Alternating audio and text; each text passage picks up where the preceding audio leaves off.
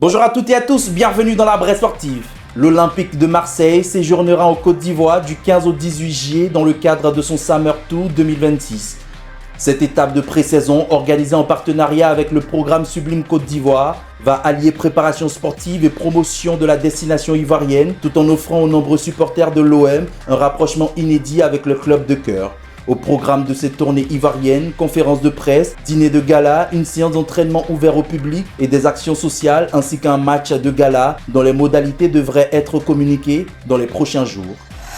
À la suite de l'élimination de l'Algérie en 16e de finale face à la Suisse 2-0, dans la nuit du jeudi à vendredi, Riyad Mahrez, triste et abattu, a annoncé qu'il s'agissait de sa dernière participation en Coupe du Monde et même de son dernier match avec la sélection.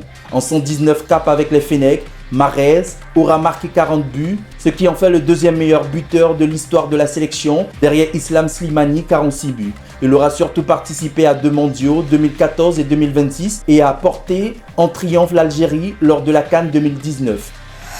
La Côte d'Ivoire s'est inclinée 85-72 face au Sénégal à Dakar le jeudi 3 juillet lors de la dernière journée de la 3e fenêtre des éliminatoires de la Coupe du Monde 2027. Dominateurs dès le premier quart-temps, les Lions de la Teranga ont construit leur succès grâce à une défense agressive qui, avec 12 contres, a battu le record absolu détenu par la France en éliminatoire de Coupe du Monde. Avec les 19 points d'Assemian Moularé et les 11 rebonds d'Amadou Sidibé, la Côte d'Ivoire a réussi à enlever les 2 derniers quart-temps, 20-15 et 16-15, sans jamais réussir à rattraper le Sénégal qui, avec cette victoire, prend les commandes du groupe B. Les hommes de Miguel Oyo seront face à la RD Congo samedi pour leur 2e sortie du tournoi.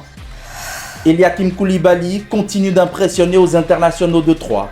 En 8e de finale, il a dominé avec autorité le Bulgare Alexander Vassiliev en 2 manches 6-4, 6-2, validant ainsi son ticket pour les quarts de finale ce jeudi 2 juillet 2026. Le numéro 1 ivoirien affrontera le français Calvin Emery avec l'objectif de poursuivre sa campagne en s'offrant une place dans le dernier carré de la compétition.